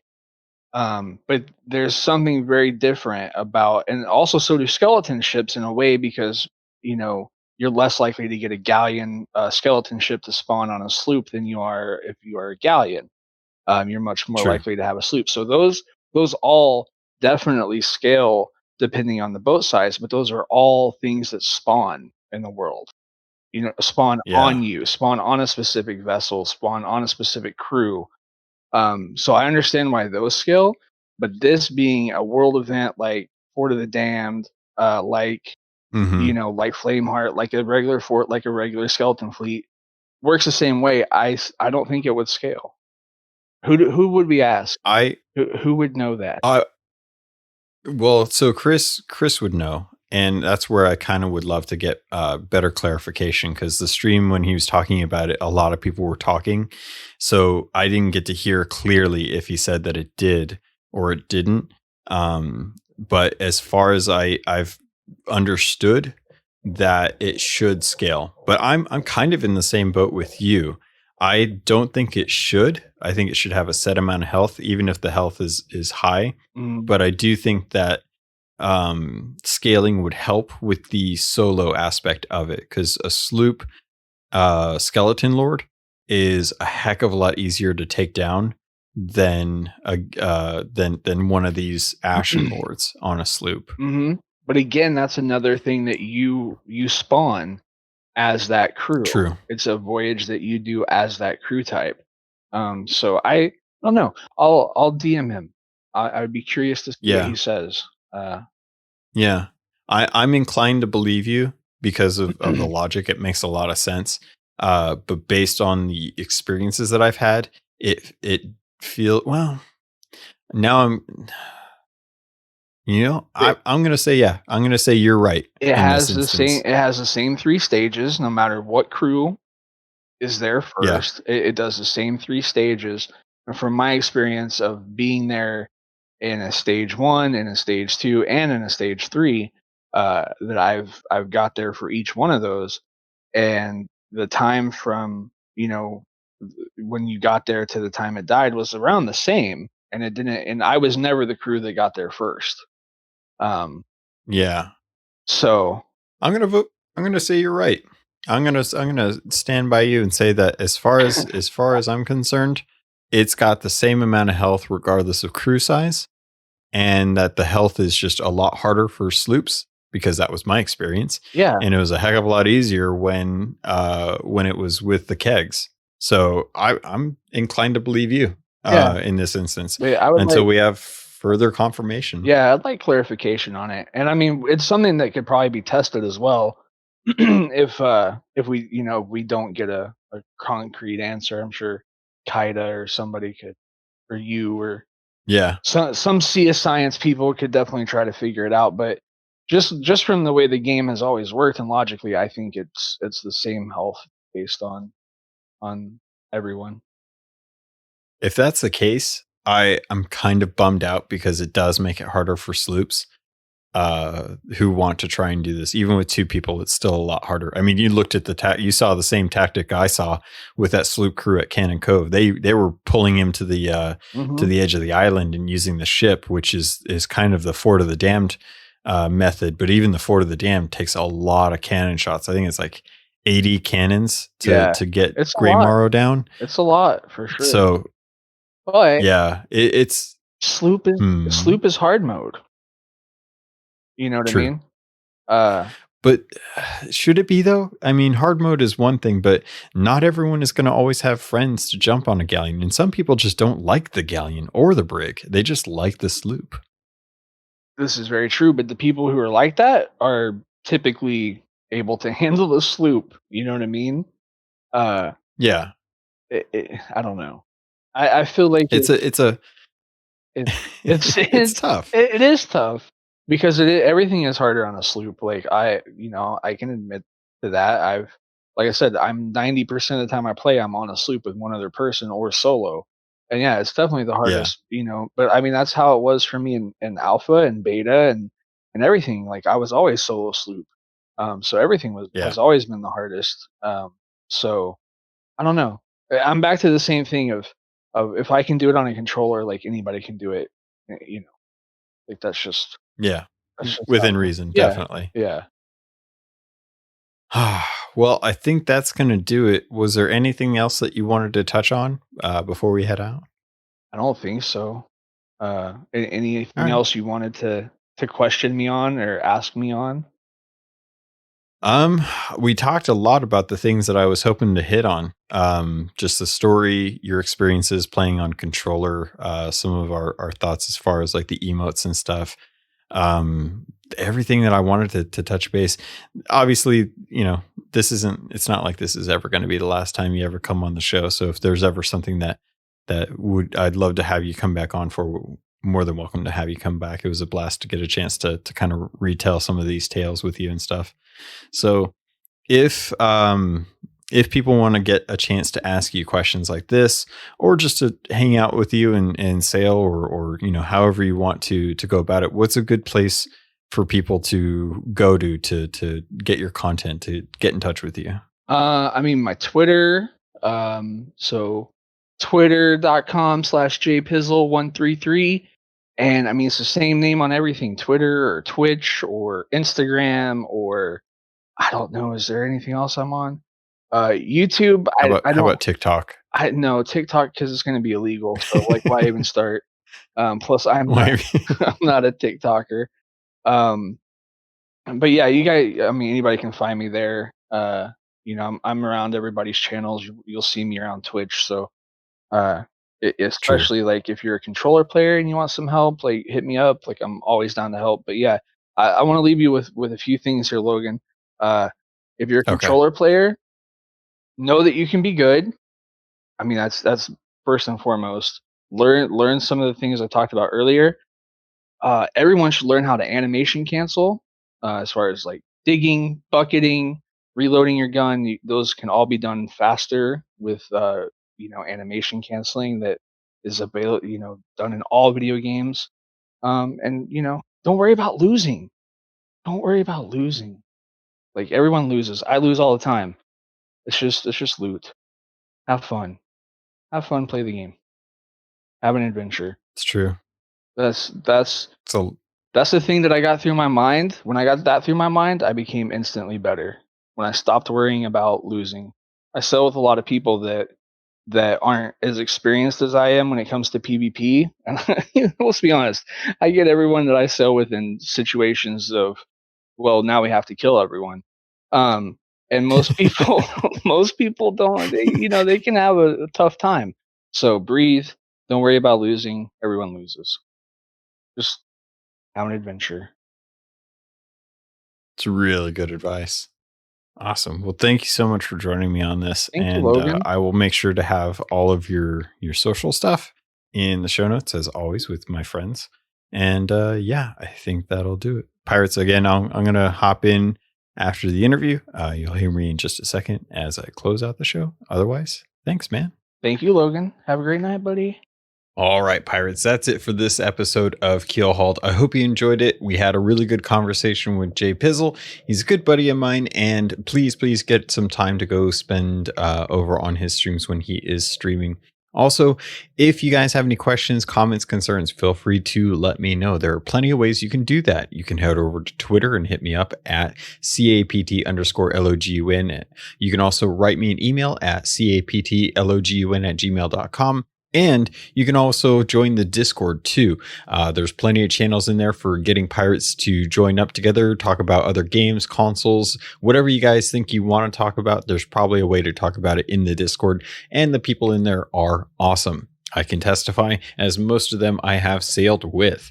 And I'm going to be having more news coming forward in the future soon, hopefully.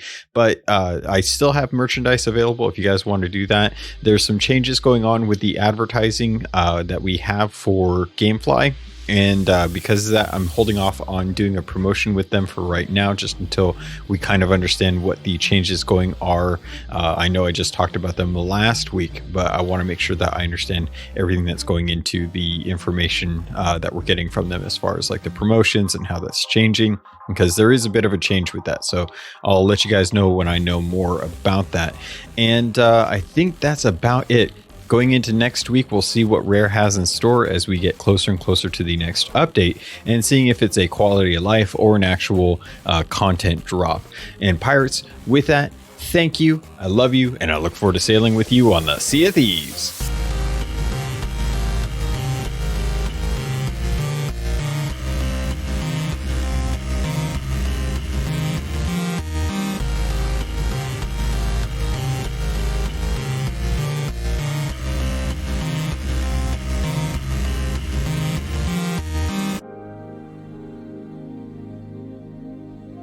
You've been listening to a Robots Radio podcast.